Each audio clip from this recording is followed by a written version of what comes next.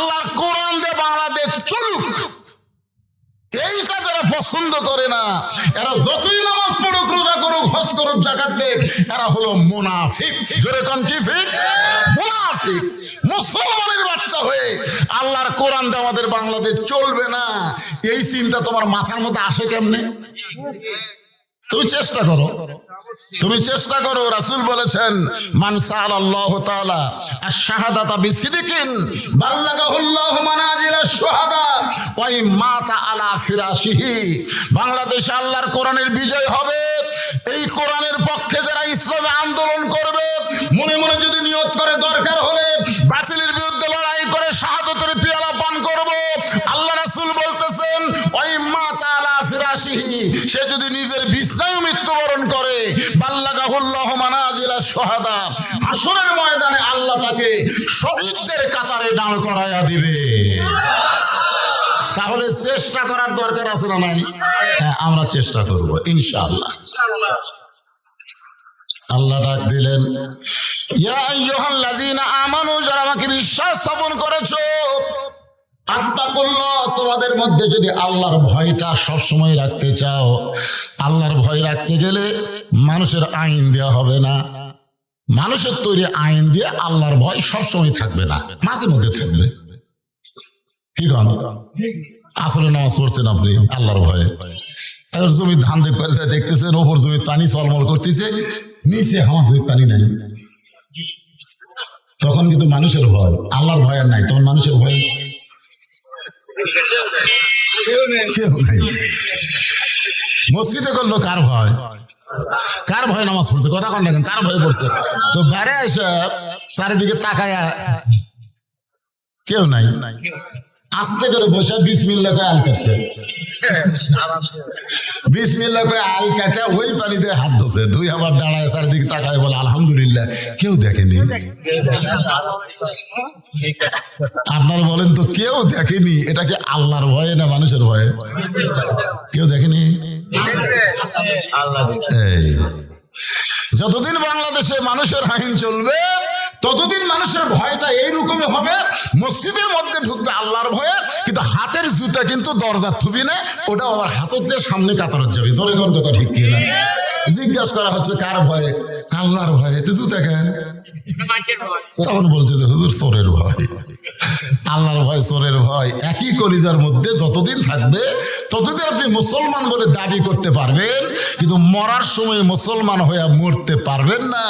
মরার সময় মুসলমান হয়ে মরতে গেলে দুনিয়ার সমস্ত ভয় অন্তর থেকে বের করে শুধুমাত্র আল্লাহর ভয় করে যা থাকা লাগবে। জোরে কোন কথা ঠিক কিনা? এই কারণে বলা হচ্ছে আত্তাকুল্লাহ,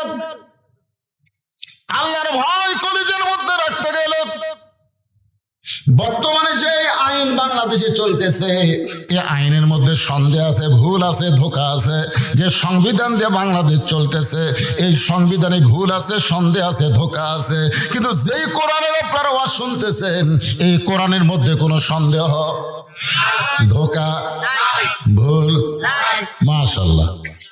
তাহলে দেশ স্বাধীন হওয়ার পর থেকে আমরা যা দিয়া চলতেছি, সবগুলোর মধ্যে কি আছে? ভুল আছে, সন্দেহ আছে, ধোঁকা আছে।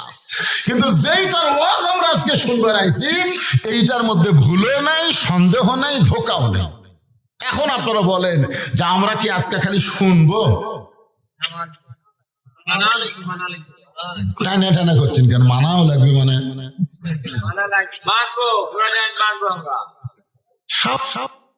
আপনি এই মানবো করে যদি আজকে ফজর আগে মরেন, আপনি জান্নাতে যাবেন।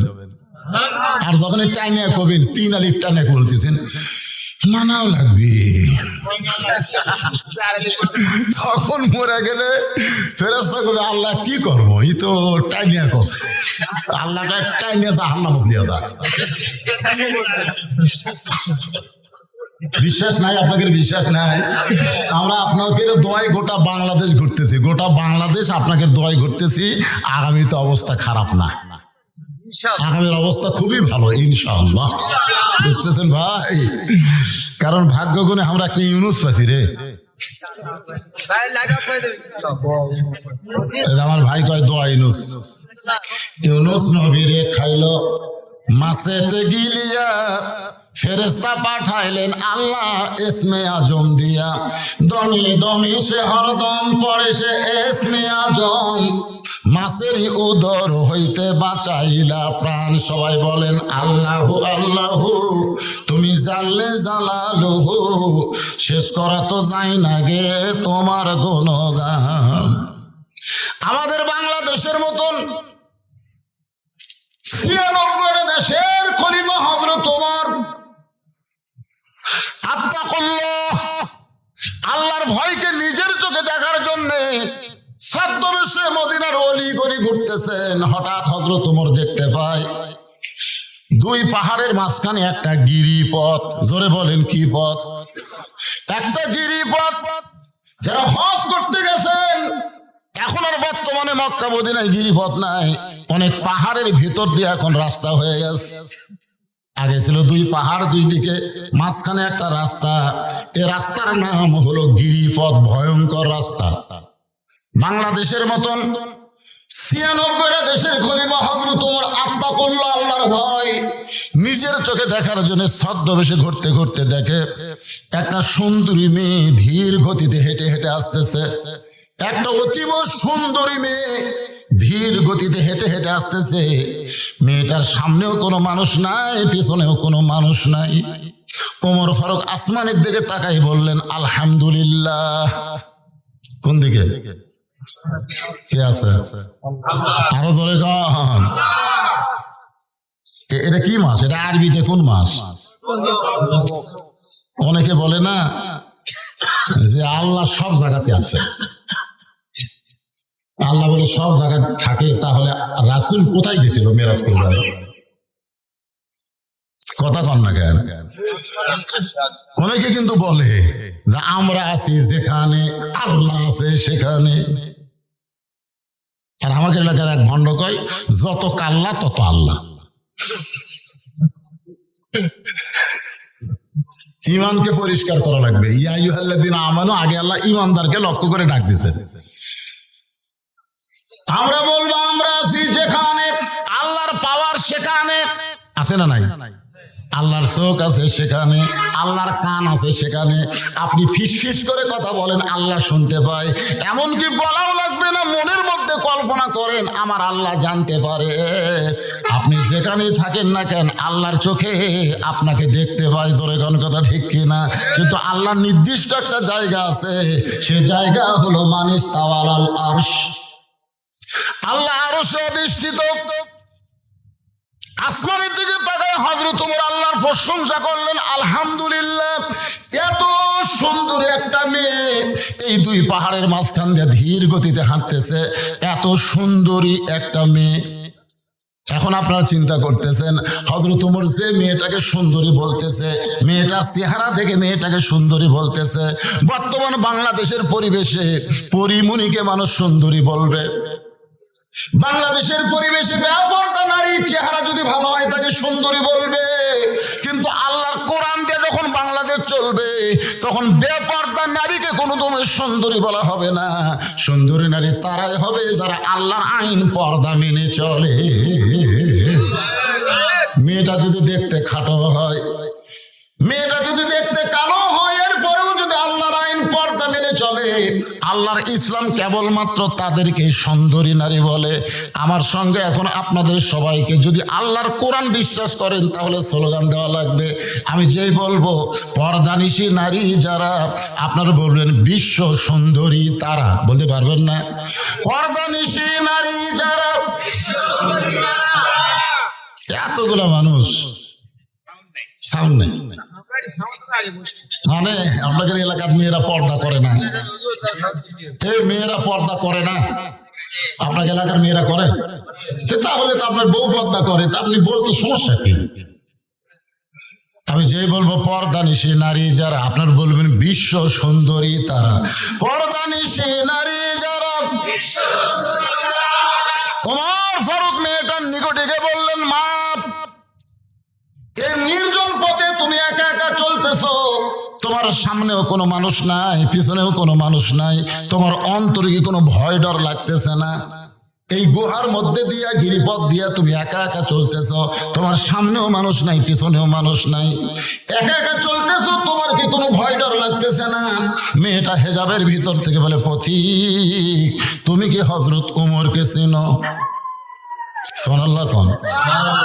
মেয়েটা কাকে বলতেছে? হযরত উমরকে লক্ষ্য করে বলে, পথিক তুমি কি হযরত উমরকে চেনো? যে উমর আল্লাহর কোরআন দিয়ে রাষ্ট্র চালায়। আল্লাহর কোরআন দিয়ে যখন রাষ্ট্র চলবে, পৃথিবীর এক প্রান্ত থেকে আর একটা প্রান্তে একটা মহিলা যাবে, ওই মহিলার কলিজার মধ্যে কেবলমাত্র আল্লাহর ভয় থাকবে, আল্লাহ ছাড়া পৃথিবীর অন্য কারো ভয় থাকবে না। তাহলে কোরআন দিয়ে যখন রাষ্ট্র চলবে, দুনিয়ার কারো ভয় অন্তরে থাকবে না, একমাত্র ভয় থাকবে কার? তাহলে আত্মাকুল্লাহ ডিগ্রি যদি আমরা অর্জন করতে চাই, মানুষের সংবিধান মানুষের আইনকে বাতিল করে দিয়া আবার আল্লাহর কোরআনের আইনের দরকার আছে না নাই? আল কোরআনের আলো। আবু জেহেলও খুশিল, এই যে আপনাদের স্লোগান, ওটা আবু জেহেলের স্লোগান। আল্লাহ নবী বলছিল, বাবা তুমি ঘরের মধ্যে কোরআন শরীফ পড়ো, তুমি কি চাও? তুমি যা চাবা। তুমি যদি সুন্দরী একটা বউ চাও, অল্প বয়সের কচু বউ তোমাকে দিব। তুমি যদি টাকা পয়সা চাও, তোমার ঘরের মধ্যে টাকা দিয়ে ভরে দেব। তুমি যদি ভালো ভালো খাবার চাও, গোটা ঘর তোমার খাদ্যের গুদাম হয়ে যাবে। শর্ত হলো কোরআন শরীফ দিয়ে তুমি ঘরের মধ্যে থাকবে, ঘরের বেড়াদান যায় না, বেড়াদান যায় না। নবী বললেন, চাচা যেগুলো আপনারা দিবার চাচ্ছেন সেগুলো তো দূরের কথা, যেটা কোনোদিনও দিবার পারবেন না, আমার ডান হাতে যদি সূর্য দেন আর বাম হাতে যদি চন্দ্র দেন, আল কোরআনের আলো এইটা সব জায়গায় জ্বলাতে হবে। ধরে কোন কথা ঠিক কিনা? তাহলে আবু জেহেলের স্লোগান বাদ দিয়া নবীর স্লোগান ধরেন। আমি যেই বলবো আল কোরআনের আলো, আপনারা বলবেন সব জায়গায় জালো। আল কোরআনের আলো, কোরআন হাদিস যেখানে, দুনিয়ার মুসলমান লিল্লাহে তাকবীর। ওমর ফারুককে মেয়েটা বলতেছে, পথিক তুমি কি হযরত উমরকে চেনো? যে ওমর আল্লাহর কোরআন দিয়ে রাষ্ট্র চালায়, আর কোরআন দিয়ে যখন রাষ্ট্র চলবে, তখন পৃথিবীর এক প্রান্ত থেকে আর একটা প্রান্তে একটা মহিলা মানুষ যাবে, তার কলিজার মধ্যে কেবলমাত্র ভয় হবে কার? আমার সঙ্গে তাহলে সবাই বলার চেষ্টা করবেন, সেদিন ষোড়শী নির্জন পথে যাবে, কোনো জন কটু কথা কবে না, পথে আর প্রান্তরে সম্পদের মোহে পড়ে খুন আর রাহাজানি হবে না। সবাই বলেন, যদি মেনে চলি কোরআন। এ কথাটা বলেন, যদি মেনে চলি কোরআন আর রাসূলের বিধান, সকলেই শান্তিতে থাকবে, বাংলার আকাশে কলেমার পতাকা যেদিন দুলবে। আল্লাহু আকবার। বাংলাদেশের আকাশে কলেমার পতাকা দুলুক, এটা কি আপনার চান? কারা কারা চান? আল্লাহকে একটু হাত দেখান। আল্লাহ যারা হাত টান টান করে তুলতেছেন, আল্লাহ মরার আগে হাত গুলা লুলা করে দিও। আল্লাহ টান টান করে চলেন, হাত নামান। আরে চাইছেন, এটাই তো ফেরেশতারা ভিডিও করে আল্লাহ দেখাচ্ছে। দেখেন আল্লাহ, বাংলাদেশের জনগণ আপনার কোরআন অনুযায়ী চলবার চাই। আল্লাহ বলে, নিয়ত করার সঙ্গে সঙ্গে আমি আল্লাহ ওদের প্রতি রাজি এবং খুশি হয়ে গেলাম। দুই হাত তুলে আল্লাহর দেখালেন, অসুবিধা কোন জায়গা? বুঝতে পারতেছে না আওয়ামী লীগ, বিএনপি, জাতীয় পার্টি, এরা মনে করতেছে কোরআন দিয়ে যদি বাংলাদেশ চলে তাহলে আমাকে কি হবে রে? আরে পাগলা, কোরআন দিয়ে বাংলাদেশ চললে হিন্দুকেরও লাভ আছে।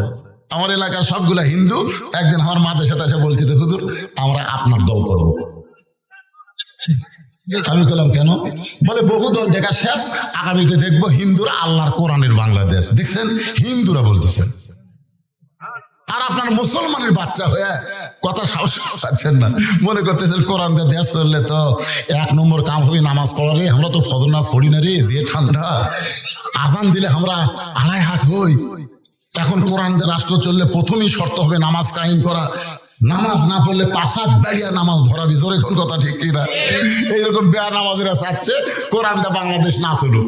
যারা সুদ খায় তারা করছে আমি একা বসে থেকে যে হারে বাড়তি খাচ্ছি, যেদিন থেকে কোরআন দিয়েছ বাংলাদেশ চলবে সেদিন সুদ ভিত্তিক অর্থনীতিকে কবর দিয়া জাকাত ভিত্তিক অর্থনীতি চালু হয়ে যাবে, জোরে কোন কথা ঠিক কিনা? এ কোরআনটা যদি বাংলাদেশ চলে তাহলে শাবনুর পপি পূর্ণিমা এরকম দেখা যাবি না রে, সব মেয়ে মানুষ বোরকার মধ্যে ঢুকবি রে, তখন আমরা দেখবো কাকে? নানা ধরনের চিন্তা, মিন শাররিল ওয়াসওয়াসিল খান্নাস, শয়তান আপনাদের মনের মধ্যে ধোঁকা দিচ্ছে। কোনো ধোঁকা না। আল্লাহর কোরআন আসলে আওয়ামী লীগ, বিএনপি, জামাত, তাবলীগ মসজিদের মধ্যে ঢুকলে যেমন আমরা কাতার সোজা করে দাঁড়াই, বাংলাদেশের সব মুসলমান আমরা ভাই ভাই হয়ে যাবো, জোরে কোনো কথা ঠিক কিনা? আমাদের মধ্যে কোনো বৈষম্য থাকবে না। ওমর ফারুক মেয়েটাকে বলতেছে, মা তোমার কথা শুনে আমি অত্যন্ত খুশি হইলাম, কিন্তু তুমি যে ধীর গতিতে চলতেছ, তোমার চলা দেখে মনে হচ্ছে তুমি একজন দুঃখী নারী। কারণ তুমি যে ধীর গতিতে তুই পাহাড়ের মাঝখান দিয়ে হাঁটতেছ, আমার মনে হয় তুমি একজন দুঃখী নারী। মেয়েটা হেজাবের ভিতর থেকে বলতেছে, পথিক আমি আসলেই একজন দুঃখী নারী। আজকে 6 দিন হলে হযরত উমরকে আমি খুঁজে বেড়াই। সুবহানাল্লাহ কবেন না? আসলে আমি একজন কি? আমি আসলে একজন দুঃখী নারী। আজকে 6 দিন হলে হযরত উমরকে আমি খুঁজে বেড়াই। উমর ফারুক বলতেছে, মা তুমি পাগলি নাকি? উমর হলো অর্ধ পৃথিবীর খলিফা, সে উমরকে খোঁজার জন্য তুমি 2 পাহাড়ের মাঝখানে কেন খুঁজতেছ? উমরকে যদি পাবার চাও তাহলে সংসদ ভবনে যাও, গণভবনে যাও, বঙ্গভবনে যাও, এইগুলো ভবনে গেলে তুমি উমরকে পাবে। মেয়েটা বলে, পথিক রে তুমি জানো না আল্লাহর কোরআন দিয়ে যেদিন পৃথিবী চলবে সেদিন থেকে নেতা খোঁজা লাগবে না, নেতারাই দুঃখী মানুষকে খুঁজে বেড়াবে। সুবহানাল্লাহ বলে। আল্লাহর কোরআনটা যখন বাংলাদেশ চলবে কোন এমপি কোন মন্ত্রী খোঁজা আপনাদের লাগবে না, সমস্ত এমপি মন্ত্রী আপনাদের কাছে এসে ঘুর ঘুর করবে, জোরে কোন কথা ঠিক কিনা? খালি ভোটের আগে আসে, ভোটের পরে আসে না। গরিবের বন্ধু, সমাজসেবক, জনদরদি এমন সিটারি কথা কয়া ভোট নেয়, আর ভোট নেওয়ার পরে এমপি আর নন্দীগ্রাম নেয়, এমপি ঢাকার বাসায়, জোরে কোন ঠিক কিনা? মাঝে মধ্যে যদি নন্দীগ্রাম আসে কোনো ভোটার, গরিব মানুষ যদি এমপির কাছে যায়, গরিবের বন্ধু, সমাজসেবক, আমার এমপি রে, আমি গরিব ভোট দিছি রে, গরিবের বন্ধু, ওই নন্দীগ্রাম এমপির সাথে দেখা করবে, গেছে শামসের অত্যাচারে, শামসের অনেক শামস এমপির এসে আছে। বাবারে, ভোটের আগে হলো কি আর ভোটের পরে শালা হলো কি রে? আল্লাহর কোরআন দিয়ে যখন বাংলাদেশ চলবে তখন নেতা খোঁজা লাগবে না, নেতারাই দুঃখী মানুষকে খুঁজে বেড়াবে। সুবহানাল্লাহ। এই কোরআনটা যখন বাংলাদেশ চলবে তখন কোনো গরিব মানুষ ধনীর বাড়ি যাওয়া লাগবে না, কোনো গরিব মানুষকে ধনীর বাড়ি যাওয়া লাগবে না, ধনীরাই গরিবের দরজায় দরজায় ঘুরবে। ধনী তুমি যদি জান্নাতে যাবার চাও, ও ধনী ধনী তুমি যদি জান্নাতে যাবার চাও, 2.5 টাকা গরিবক বুঝে দাও। জান্নাত তোর বাপের বাড়ি না যে টাকা ব্যাংক তুমি, আর তুই জান্নাত যাবো, মরে দেখ কবরের মধ্যে 70টা সাপ হবে, এক একটা সাপের 5টা করে মাথা হবে, জোরে কোন কয়টা করা মাথা? এরকম 5 মাথা লিয়ে টাকা আলার বুকের উপর যখন মারবি না 40 গজ মাটির তলে যাবি, 40 গজ। তো কোরআন দিয়ে যখন রাষ্ট্র চলবে তখন ধনীরা গরিবের টাকা বুঝে দেওয়ার জন্য গরিবের দরজায় দরজায় ঘুরবে, গরিবের দরজায় দরজায় ধনীরা ঘুরবে। গরিবরা কোনোদিন ধনীর বাড়িতে আসবে না, নেতার কাছে কোনোদিন যাওয়া লাগবে না, নেতারাই দুঃখী মানুষকে খুঁজে বেড়াবে। মেয়েটা বলতেছে, পথিক আজকে 6 দিন হলে হযরত উমরকে খুঁজতেছি, আর 1 দিনের মধ্যে যদি না পাই তাহলে আসল জায়গায় আমি বিচার দিব। সুবহানাল্লাহ কর না কেন? মেয়েটা কি বলতেছে? আজকে কয়দিন হলে খুঁজতেছি? আজকে 6 দিন হলো হযরত উমরকে খুঁজতেছি, আর 1 দিনের মধ্যে যদি খুঁজে না পায় তাহলে আসল জায়গায় বিচার দিব।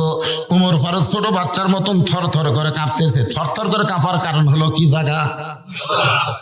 আপনারা বলেন তো, হাসিনার এরকম পতন হওয়ার কারণ কি?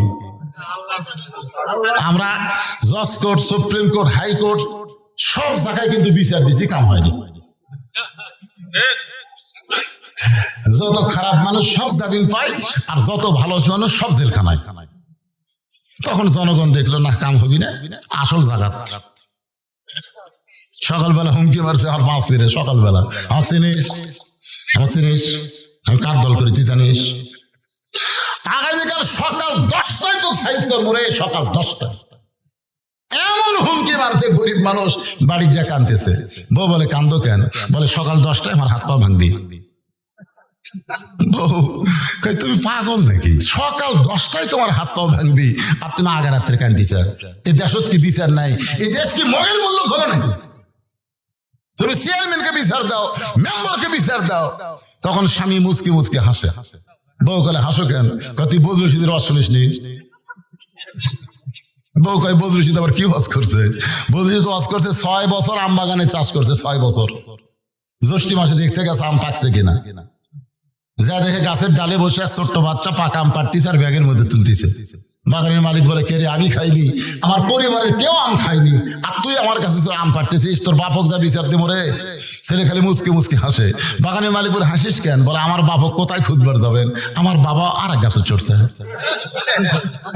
তখন বাগানের মালিক নিচে বসে কান ধরে বলে আল্লাহ বিচার দিমো কার কাছে? বেটাও চোর, বাপও চোর। আমাদের বাংলাদেশ 15.5 বছর এরকম হয়েছিল, বিচার দেওয়ার কোনো জায়গাই ছিল না।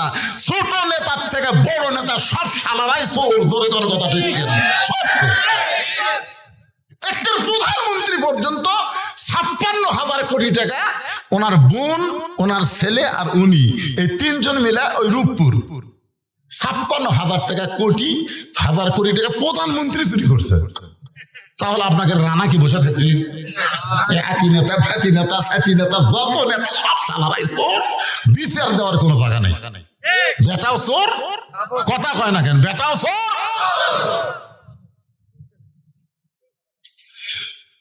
এখন বউ বলে তাহলে কান্দো কার কাছে? স্বামী বলতেছে আসল জায়গায় বিচার দিছি, দেখি আল্লাহ কি করে। আল্লাহ আল্লাহ আগামীকাল সকাল 10টায় আল্লাহ, আমি একটা নিরপরাধ মানুষ, আল্লাহ আমার কোনো অপরাধ নাই, আমার হাত পা ভাঙবে আল্লাহ। আল্লাহ কয় ঠিক আছে, তোর ভাঙার আগে ওর ভাঙ্গি। এখন আল্লাহ ফারকি পারে না, কথা কর না কেন? আর বউ দুপুর বেলা প্যান্ট শার্ট পরিষ্কার করছে, টাই চালা গোসলখানা, প্যান্ট শার্ট পরিষ্কার করছে, কিন্তু সাবানের ফ্যানটা পানি দিয়ে ধুয়ে দেওয়া লাগবে ওটার মনে নাই। যে মেয়ে মানুষ সবসময় স্টার জলসা জি বাংলা দেখে, এরা কিন্তু তরকারিও মাঝে মধ্যে পড়ে। জোরে কোন কথা ঠিক কিনা? হ্যাঁ, সবসময় ওই চিনতে। রাত্রে দেখা হয়নি, দিনত দেখবো, কখন আবার একই নাটক বারবার ফেরত দেয়। কি আবার কয় আপনি কেমনে জানেন? মৌলবীরা জানি না এমন কোন কথা আছে কেন বাংলা?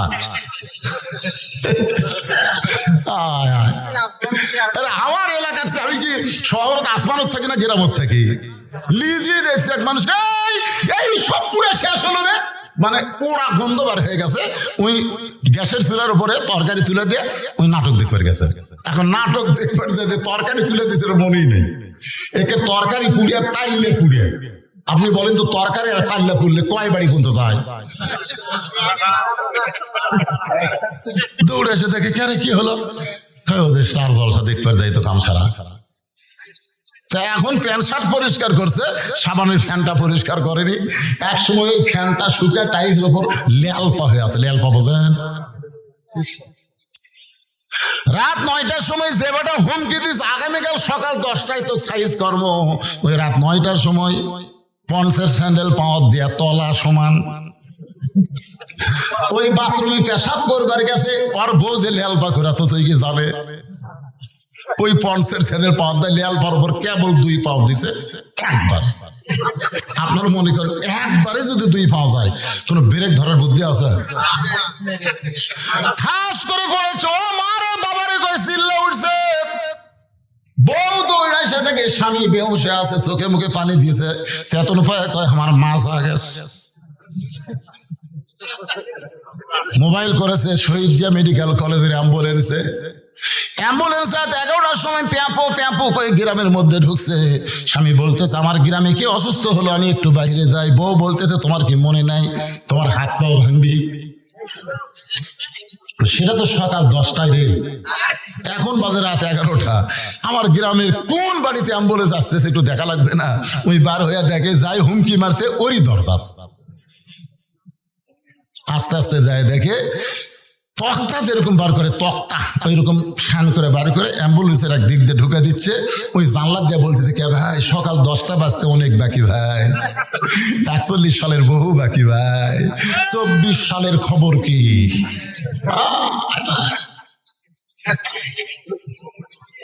তাবারাকাল্লাযী বিয়াদিহিল মুলকু ওয়া হুয়া আলা কুল্লি শাইইন কাদির।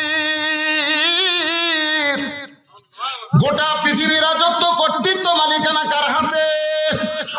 সমস্ত ক্ষমতার মালিক কে? সকাল 10টায় তুমি মাজা ভাঙবার চাইছিলা, রাত 10টার সময় আল্লাহ তোমাকে সাইজ করেছে। 41 সাল পর্যন্ত তুমি থাকবা, 24 সালে আল্লাহ তোমাকে চোরের মতন পালায়া দিছে। ক্ষমতার মালিককে হুমকি ধমকি দিও না, হুমকি ধমকি।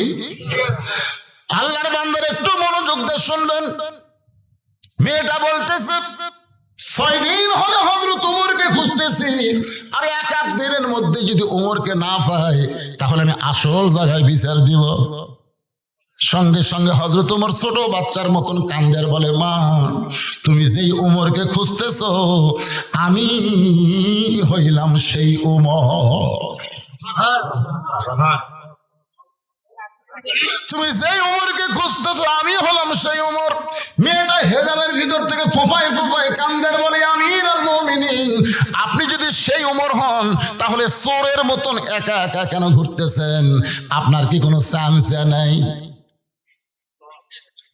বাংলাদেশের মতন 96টা দেশের খলিফা, জোরে কোন কয়টা? একা একা চোরের মতন ঘুরতেছেন, আপনার কি কোনো চামচা নাই? ওমর ফারুক চোখের পানি বের করে বলে, মা চামচা পালার পশা পাবো কোথায়? আপনার দেখবেন যে নেতার পিছনে যত চামচা থাকে ওই নেতা দেশের সম্পদ তত মারে, কারণ দেশের সম্পদ না পারলে চামচা পালা যাবে না। চামচা পালবার গেলে তাদেরকে হুন্ডার তেলের টাকা, নাস্তার টাকা দেওয়া লাগবে। এগুলোর টাকা কিন্তু গরিবের হক মারা দেওয়া জোরে কোন কথা ঠিক কি না? লেখা আছে কাটে 10 কেজি, এখন বালতিত করে মেপে দেয়। দাঁড়ি পল্লা নাই তো, দাঁড়ি পল্লা বাতিল করে দিয়েছে সংসদ থেকে, হাইকোর্ট থেকে দাঁড়ি পল্লা বাতিল।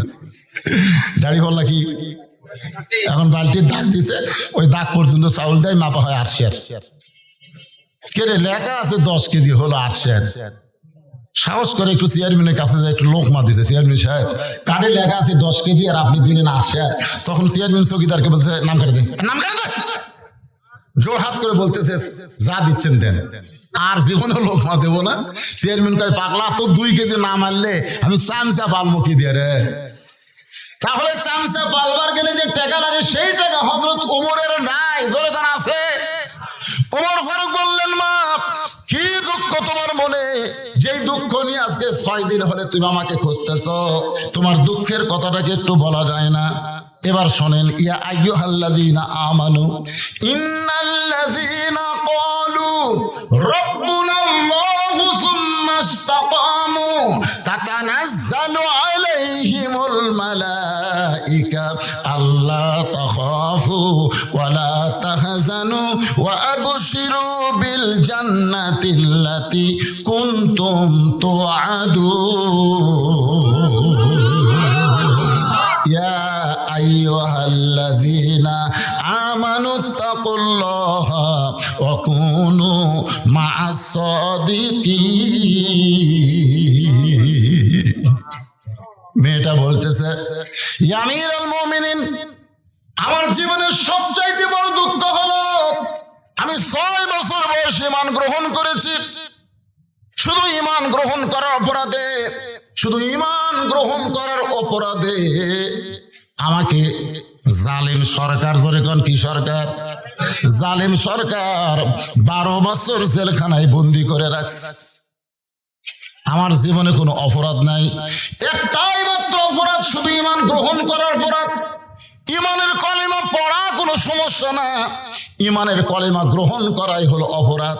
আমাদের বাংলাদেশে যারা ইমানের কলেমা পড়েছে তাদেরকে পুলিশ কোনোদিন খুঁজবে না, কিন্তু যারা ইমান গ্রহণ করে ইমান অনুযায়ী যারা কোরআনের আইন চায় তাদেরকে কিন্তু 15.5 বছর বাড়ির থাকতে দেয় নাই।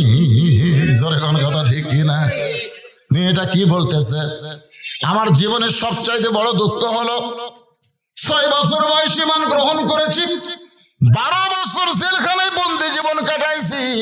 সকালবেলা 3টা করে চাবুক মারছে, বিকেলবেলা 3টা করে চাবুক মারছে।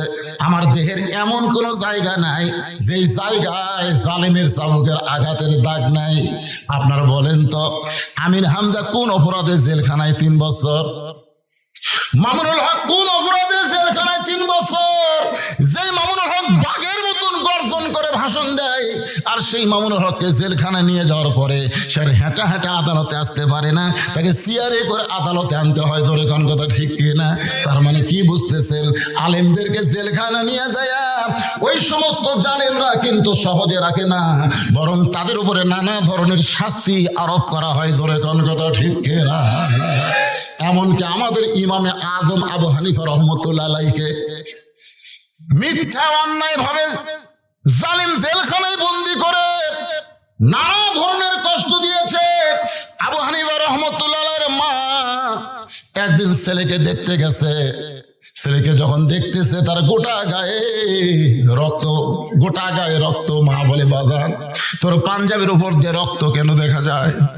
আবু হানিফা রহমতুল্লাহ আলাইহি নোমান বিন সাবেত কান্দে বলে, মা অন্যায়কে গ্রহণ না করে হকের পক্ষে থাকার কারণে দৈনিক 21টা করে চাবুক জালেম আমার দেহে মারে।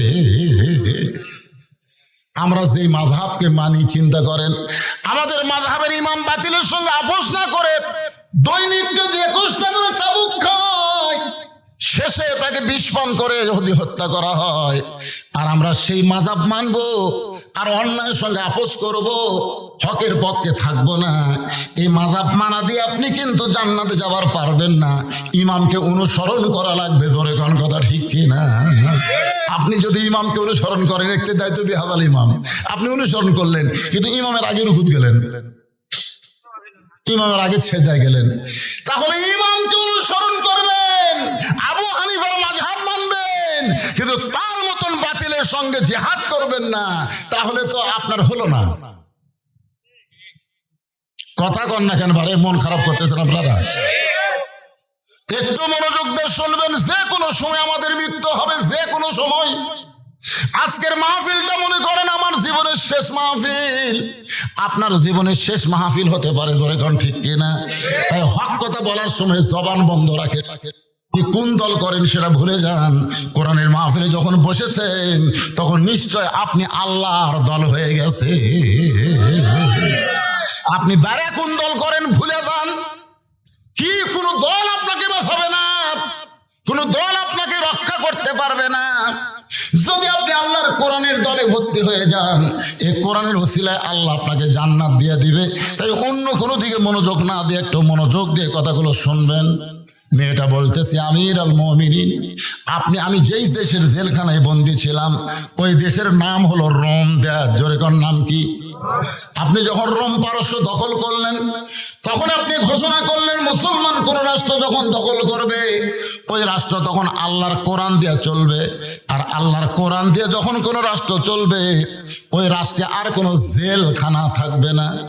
আমির আল মুমিনিন, জেলখানার দরজা যখন মুক্ত করে দিলেন তখন আমি জেলখানা থেকে মুক্ত হয়ে বের হলাম। আমি কোথায় যাব বলেন?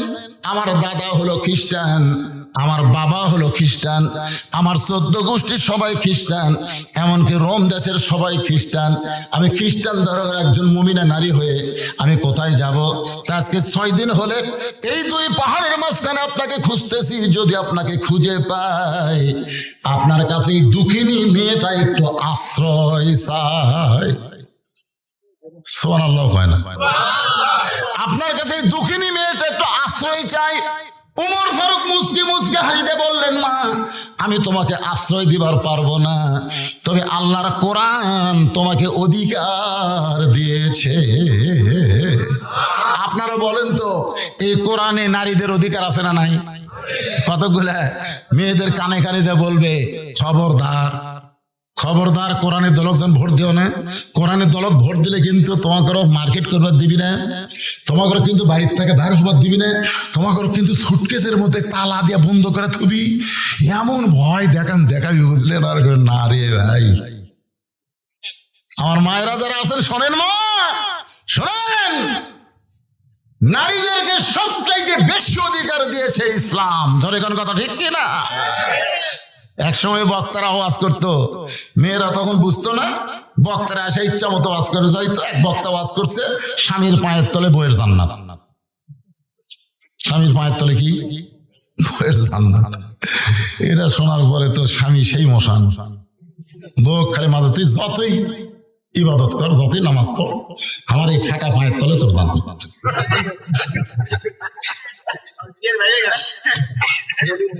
কিন্তু আপনারা দেখেন তো কোরআন হাদিসের কোন জায়গাত কিন্তু নাই যে স্বামীর পায়ের তলে জান্নাত, বরং মায়ের পায়ের তলে জান্নাত। কোন মরদ মানুষের পায়ের তলে জান্নাত নাই, জান্নাত আছে নারীদের পায়ের তলে, সেই নারী যদি মা হয়। কথা বল না কেন? ইসলামে বাপের দাম বেশি না মায়ের দাম বেশি? এক বাক্যে মায়ের সন্তান কথা বলেন, বাপের দাম বেশি না মায়ের দাম বেশি? আর কি বুঝাই? ইসলামে ছেলের দাম বেশি না মেয়ের দাম বেশি? এক সাহাবী বলতেছি, ইয়া রাসূলুল্লাহ, আল্লাহ আমাকে একটা মেয়ে দিছে। রাসূল বলেন একটা জান্নাত। আর একজন সাহাবী কয়, হুজুর আল্লাহ আমাকে দুটা মেয়ে দিছে। রাসূল কয় দুটা জান্নাত। আর একজন দাঁড়িয়ে বলে, ইয়া রাসূলুল্লাহ, আল্লাহ আমাকে তিনটা মেয়ে দিছে। আল্লাহ রাসূল বললেন, তুমি শুধু জান্নাতি না, আমার সাথে জান্নাত। এক সাহাবী দাঁড়িয়ে বলে, ইয়া রাসূলুল্লাহ, আল্লাহ আমাকে একটা পুত্র সন্তান দিছে। রাসূল বলেন, এজলেস, বস। তুই দাঁড়াছিস কেন? তুই দাঁড়াছিস কেন? আমি নবী ততক্ষণ বলতে পারি না যতক্ষণ আল্লাহ না বলায়। এখন পর্যন্ত বেটা ছেলের বাপের কি হবে আমি রাসূল জানি না। আল্লাহ রাসূল বলেছেন, বাজার থেকে যদি তুমি মিষ্টি কিনো, বাড়িতে যায় তোমার ছেলে মেয়ে দুইজন আছে, তুমি মিষ্টির প্যাকেট ভুল করে যান এই গাবড়া ছেলের হাতে দিও না, মিষ্টির প্যাকেট দিবা মেয়ের হাতে। সুবহানাল্লাহ কর না কেন? এখন মেয়েটা মিষ্টির প্যাকেট খুলে দেখে 3 মিষ্টি। এখন কয়টা? একটা বাপক দিছে, একটা মাওক দিছে, একটা ভাই দিছে। বাপ বলতেছে, ঘেরে মা 3টা মিষ্টি কিনছি মা, তুই 303টা দিলি তোর। আপনারা খালি আমার খাওয়া আব্বা, আপনারা খালি আমার খাওয়া। পরের দিন বাপ ভুল করে মিষ্টির প্যাকেট বেটার হাতত দিছে, বেটার প্যাকেট খুলে কয় বাজারে তার মিষ্টি নাই, এই 3টা আনছেন কেন? এই 3টা তো আমারই লাগে। ওই একলাই খাবে আর কাউকে দেয় না। আল্লাহ রাসূল বলেছেন, সর্বপ্রথম আমি ফাতেমার সঙ্গে দেখা করতাম, আবার সর্বশেষে ফাতেমার সঙ্গে আমি দেখা করতাম। ফাতেমা হলো আমার কলিজার টুকরা। আপনারা বলেন তো, মেয়েদের দাম ইসলামে কম না বেশি? আমার মায়েরা পর্দার অন্তর আছেন, একটু মনোযোগ দিয়ে শুনবেন। ওমর ফারুক বললেন, মা তুমি আমার কাছে আশ্রয় কেন চাইতেছো? ইসলাম তোমাকে অধিকার দিয়েছে। মেয়েটা হেজাবের ভিতর থেকে বলে, আমির আল মুমিনিন, ইসলাম আমাকে কি অধিকার দিল? ওমর ফারুক বললেন, তোমার বয়স কত? মেয়েটা বলতে, 6 বছর বয়স ঈমান গ্রহণ করেছি, আর 12 বছর জেলখানায় বন্দি জীবন কাটাইছি। 6 আর 12 একত্র করলে 18 বছর হয়। ওমর ফারুক বললেন, মা 18 বছরের একজন যৌবনা নারীর জন্য ইসলামের বহু অধিকার আছে, তার মধ্যে 1 নম্বর অধিকার হলো ভালো একটা ছেলের সঙ্গে বিয়া বসা। আপনারা সুবহানাল্লাহ করছেন না কারণ ভালো ছেলে বলতে এখানে কিন্তু বলে নাই যে সুন্দর একটা ছেলের সাথে বিয়া বসা। সুন্দর একটা ছেলের কথা বললে আমি জীবনে বউ পাতাম না। আমি যে কয়টা মেয়ে দেখবার গেছি, আমি নিজে দেখবার যে কয়টা গেছি, একটা মেয়ে আমাকে অ্যালাউ করেনি। পরে আমার বাবা কইলাম, আব্বা আমাকে লে হবি না, আমাকে বাদ দিয়ে দেখেন। তো যাই হোক, বর্তমানে আমার যে বউ আছে, ওর বাপ যে কি বুঝলো, আমার সাথে বিয়ে দিল না দেখে। আজকে আমার শ্বশুর করে আমার গাড়িতে করে, বুঝলেন, আমার গাড়িতে করে আমি বগুড়া নিয়ে গেলাম। আজকে সন্ধ্যার ওয়াজে আমার শ্বশুর আমার সাথে গেছিল, এখানে আসবার চাইছিল কিন্তু আমি আনিনি, কারণ আমার শ্বশুর আমার চাইতে দেখতে ছোট মনে হয়। মানে দাড়ি তুলে ঠিক মতো পাকেইনি, বুঝলেন? বয়স বয়স আছে কিন্তু বয়স চোখ। আমার শ্বশুর আর আমি একদিন যাচ্ছি, তো একজন বলতেছে এটা আপনার কে হয়? সে বলতেছে আমার জামাই। তো কোন পক্ষের? মানে বুঝাচ্ছে। আয় আয় রে, বিয়ে দিয়ে আমার শ্বশুর মানুষের কাছে বলে আয় হায় রে, কালোর সাথে বিয়ে দিয়ে যা মজা, সুবহানাল্লাহ কন না কেন? এখানে কিন্তু কালো ফর্সা বলা হয়নি, এখানে বলা হচ্ছে ভালো একটা ছেলের সাথে বিয়ে দিবা। ভালো একটা মেয়ের ভালো একটা ছেলের সঙ্গে বিয়ে বসার অধিকার আল্লাহ তোমাকে দিয়েছে। ভালো ছেলে বলতে আপনি কি বুঝেন? ভালো ছেলে বলতে বুঝতে হবে যে একটা টাকাও ডিমান্ড নিবে না, মহারানা নগদ পরিশোধ করবে। আপনাকে এলাকায় এইরকম কয়টা ছেলে আছে?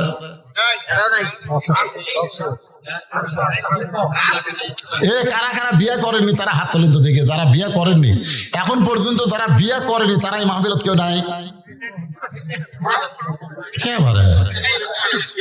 আড়িয়ারা কি করতেছে?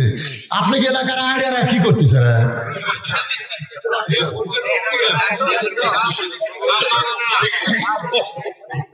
না না, এই হাজার হাজার মানুষের মধ্যে এই 4-5টা হাত বিয়ে করেনি। আচ্ছা, কারা কারা বিয়ে করছেন তারা হাত তোলেন তো দেখি। এবারে মাশাআল্লাহ, সব বিয়ার আর আওয়াজ শুনবে রাত্রের বাড়ি। আরে তাহলে ভালো ছেলে বলতে কি বুঝবেন? ভালো ছেলে বলতে বুঝবেন 10 বছর থেকে নামাজ ধরছে। কয় বছর? 10 বছর থেকে 5 ওয়াক্ত নামাজ ধরেছে। দাড়ি কোনোদিন কামায়নি, মোচ কোনোদিন বড় করেনি, প্যান্ট শার্ট কোনোদিন পরে নাই, সবসময় ঢিলা ঢালা জামা পরেছে, পেশাব করে পানি লিয়া আবার অজু করেছে। ওই যে কয়টা ভালো ছেলে যাচ্ছে, ওই যে দেখেন, ওদের পিছন দিকে দেখেন। না না না, ওরাই ভালো।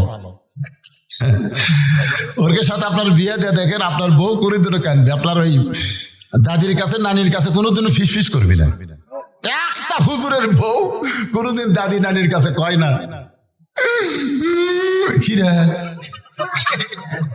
কান্দিস কে? কি দেখে বিয়ে দিচ্ছেন? কোল বালুস লিয়ে শুয়ে থাকে, আমার দিকে তাকাই না। একটা হুজুরের বউ কবি না।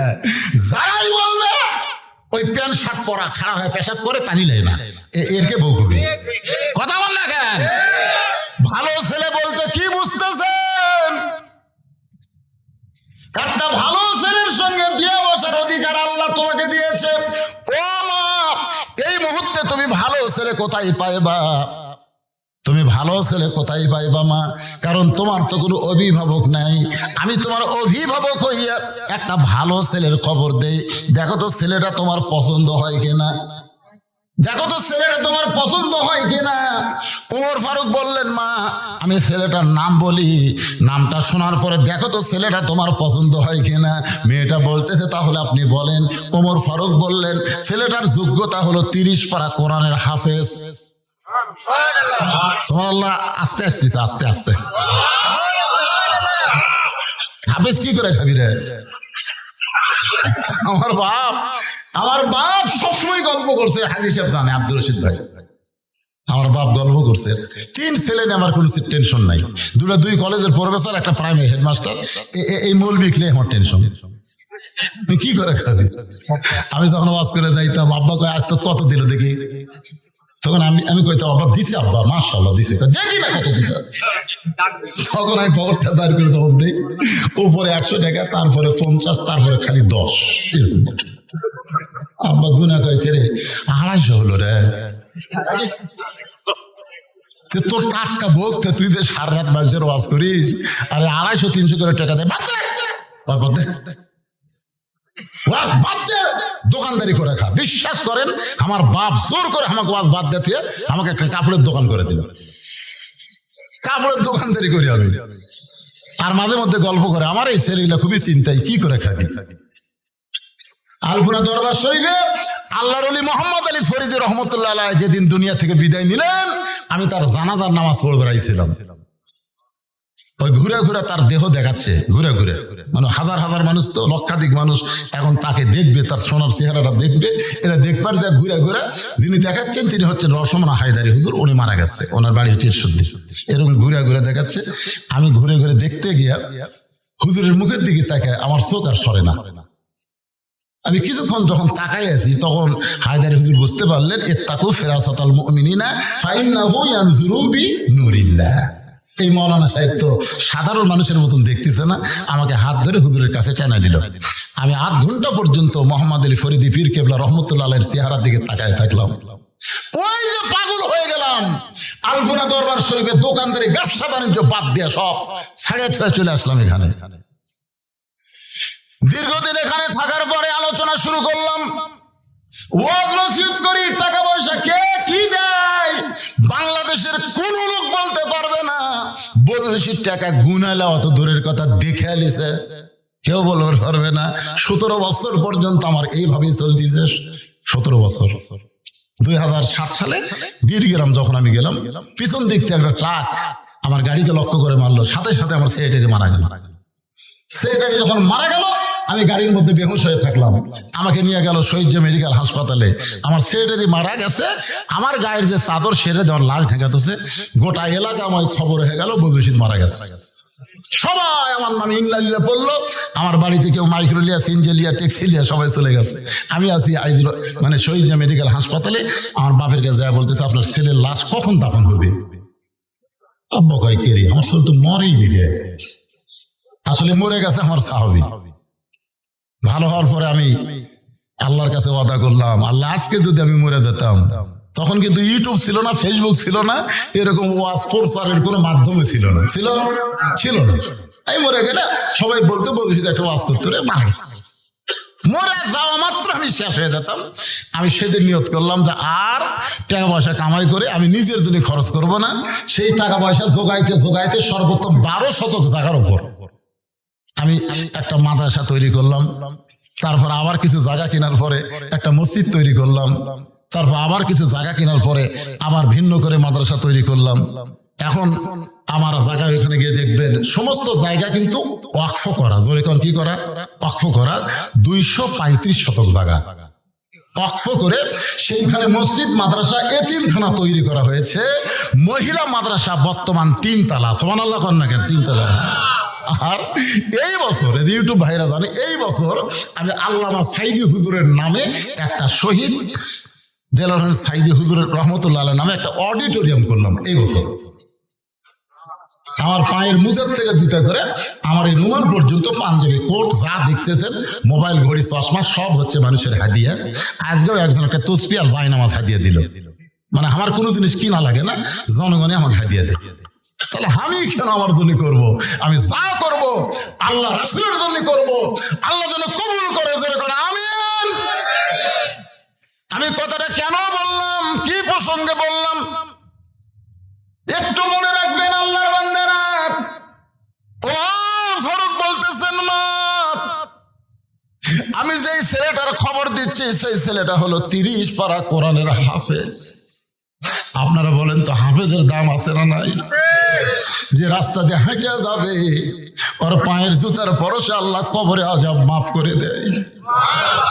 একজন হাফেজ শুধু জান্নাতে যাবে না, 10 জন জাহান্নামী মানুষকে সুপারিশ করে জান্নাতে নিয়ে যাওয়ার পারবে। ওমর ফারুক বললেন, মা আমি যেই ছেলের খবর দিচ্ছি সেই ছেলেটা শুধু হাফেজ না, 6 লক্ষ হাদিসের হাফেজ। ছেলেটার বয়স হলো 22 বছর। ছেলেটার বয়স হলো 22 বছর। জোরে কোন কয় বছর? লম্বাই হলো 6 ফুট 2 ইঞ্চি। গায়ের রং ফর্সা, চাঁদের মতন চেহারা। ছেলেটার নাম হলো আব্দুল্লাহ ইবনে ওমর। আমার ছেলে আব্দুল্লাহর সঙ্গে তোমার বিয়াটা দিয়ে তোমাকে আমার বৌমা বানায়া আমার বাড়িতেই তোমাকে অধিকার দিবার চাই। তোমাকে কি বানাবো? বৌমা। জোরে কোন কি মা? আপনারা বলেন তো মেয়েদের অধিকার আছে না নাই? ওমর ফারুক বললেন, আমার আব্দুল্লাহর সঙ্গে তোমার বিয়েটা দিয়ে তোমাকে আমার বৌমা বানায় আমার বাড়িতেই তোমাকে অধিকার দিবার চাই। আব্দুর রশিদ ভাই, আপনি তো বেটি নেই মনে হয়। ছেলে ছেলে আছে তো? বৌমা নাই? বৌমা তিনটা বৌমা পাচ্ছেন, ভাগ্য ভালো। হ্যাঁ, কতগুলো বউ হচ্ছেন, বিয়ে হওয়ার পরে বেটা গিয়া বউরা শহর গেছে। এখন বেটার বউ থাকে শহর, শহরের বাসায় থাকে বউ আর বেটা, আর বাপ আর মা বুড়ি গ্রামে গুড়গুড়ি করতেছে। আছে না নাই? কথা কোন আছে না নাই? কি যে বুদ্ধি শুনেছে, কানে কানে বলেছে তোমার বুড়া বাপ আর বুড়ির কাছে আমি থাকতে পারবো না, এরা খালি ফ্যাট ফ্যাট করে।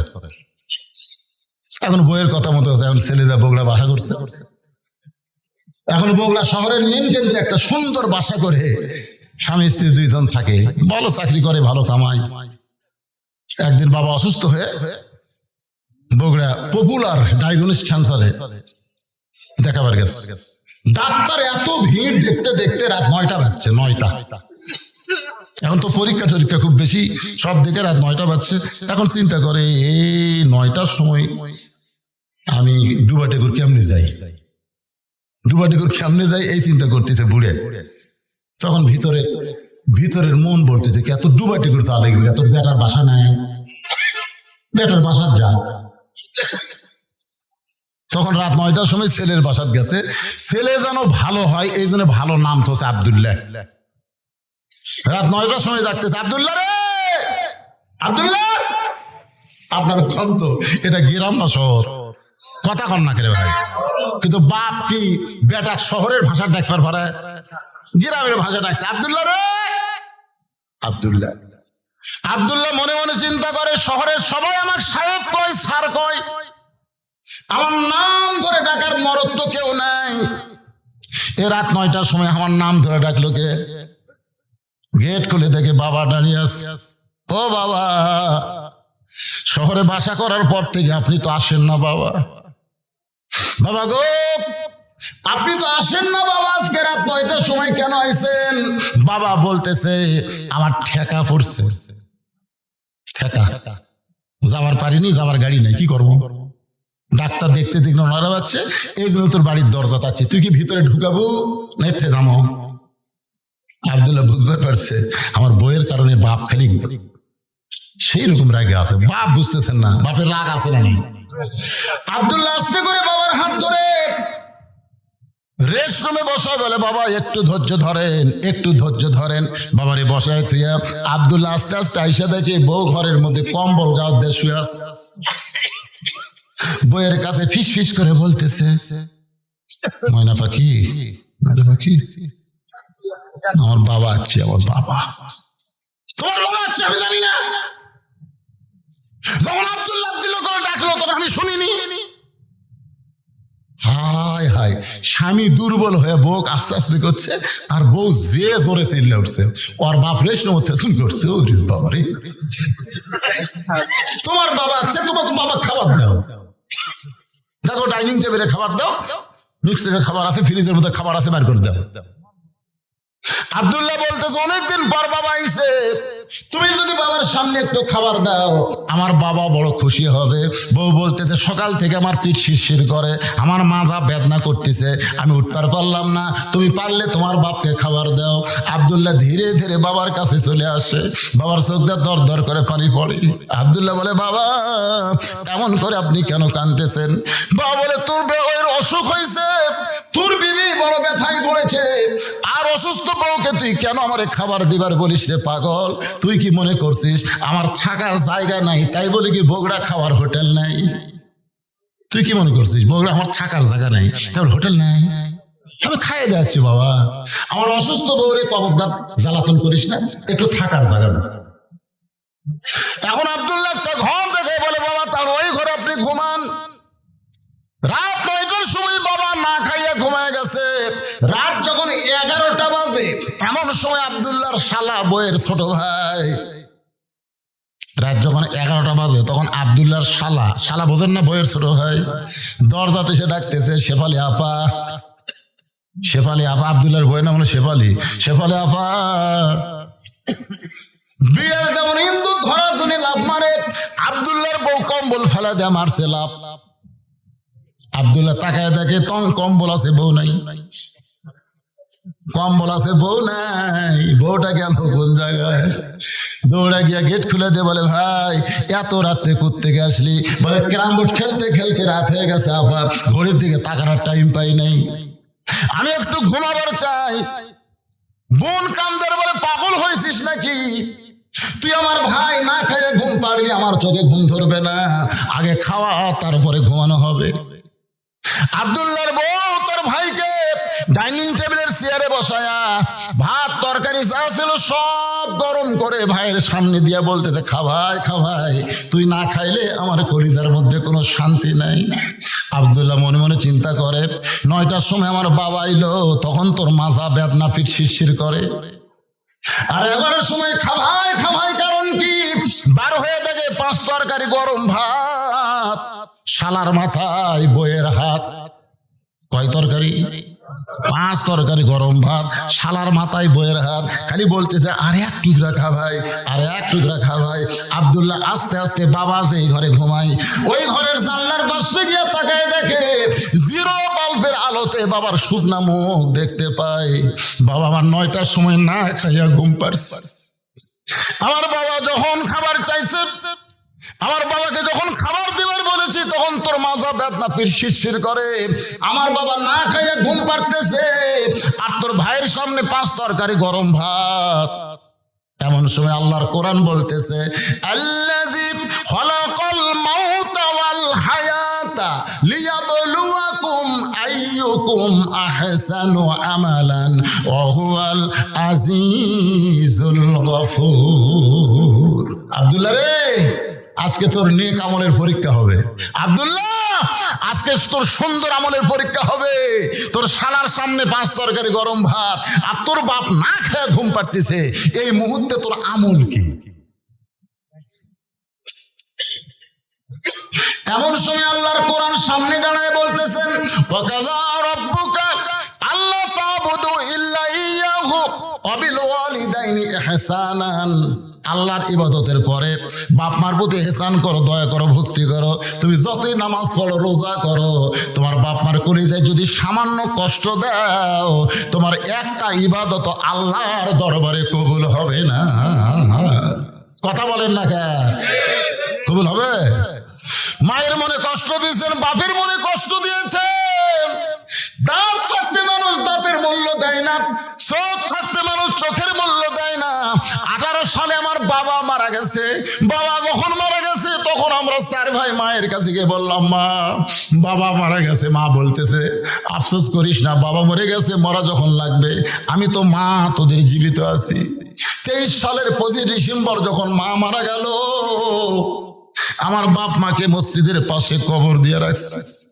প্রতিদিন ওয়াজে আসার সময় একবার বাপ মার কবরে সালাম দেই। যত রাত্রি ওয়াজ করে যাই না কেন, বাপ মার কবরে সালাম দেই। বারবার চোখের সামনে ভেসে ওঠে, যার বাপ মা নাই এই দুনিয়াতে তার কেউ না। বহুদিন বউকে বলেছিলাম, আমার বউকে, আমি ওয়াজ করে বাড়ি আসবো, তুমি চেতন থেকো, তুমি চেতন থেকো। আল্লাহর কোরআন আমার সামনে কোনদিন দেখলাম না।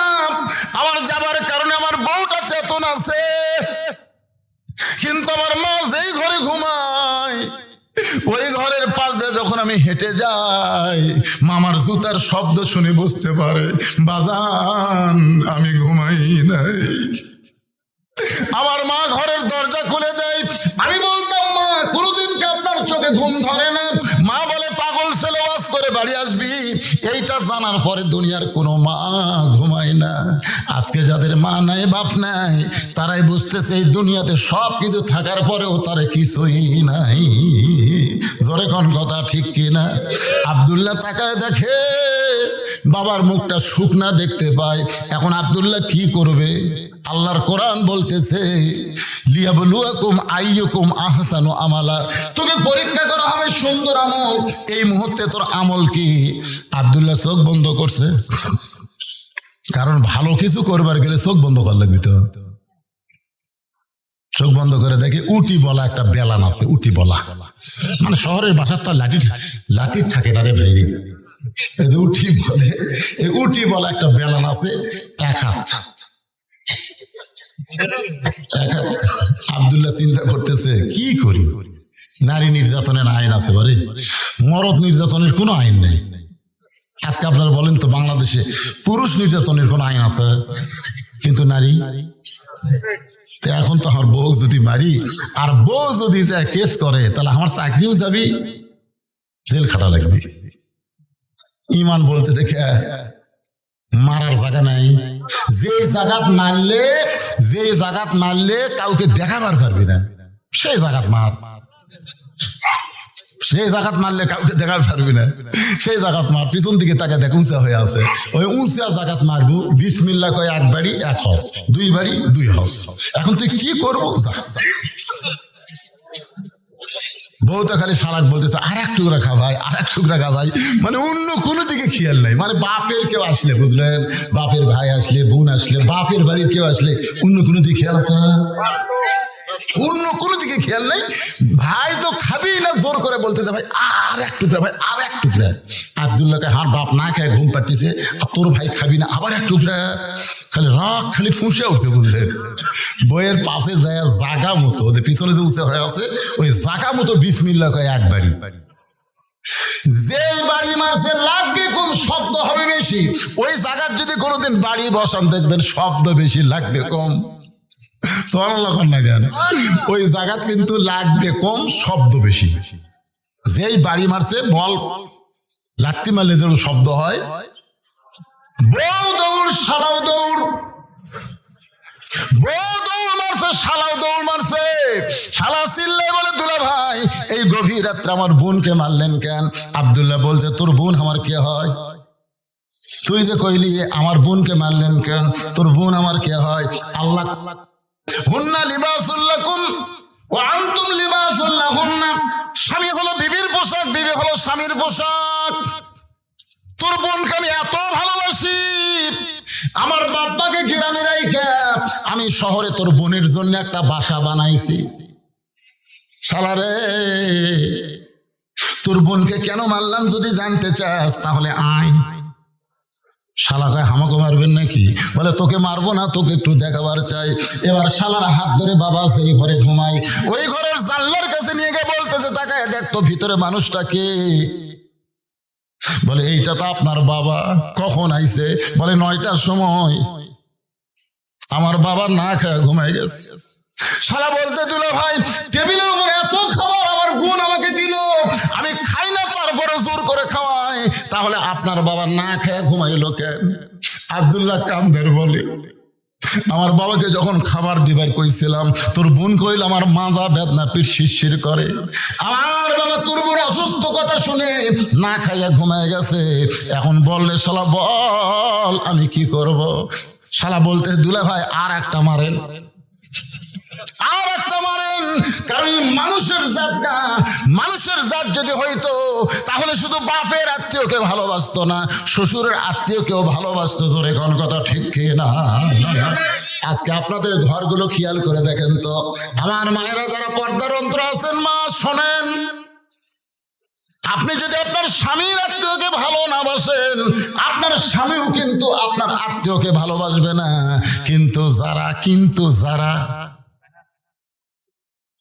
যারা কি কতগুলো আছে কিন্তু শাশুড়ির সামনে যা বলছে আম্মা আম্মা আমি আজকে বাজারে যাচ্ছি, উমরপুর বাজারে যাচ্ছি, আম্মা আপনি ডাব খাবেন না গ্লুকোজ খাবেন আম্মা? আছে না নাই? বউ বলতেছে আমার মাও দুটাই খায়, আমার মাও দুটাই খায়। তখন বলতেছে আম্মার জন্য ডাবো আনবো গ্লুকোজ আনবো। এই কথা বলে যখন বাড়ির থেকে বের হচ্ছে দেখে দরজাত মা খাড়া হয়ে আছে।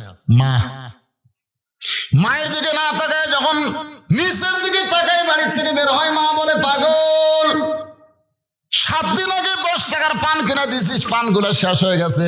আজকে যখন উমরপুর যাচ্ছি বাবা আমার জন্য 10 টাকার পান সুপারি আনিস। ছেলে বলতেছে এই জন্যই তো তাকাই না, তুমি খালি খাই খাই করো। শাওরের জন্য ডাব কিনবে গ্লুকোজ কিনবে ওই জায়গায় কোনো কথা নাই, আর মায়ের জন্য 10 টাকার পান কিনবে খালি খাই খাই।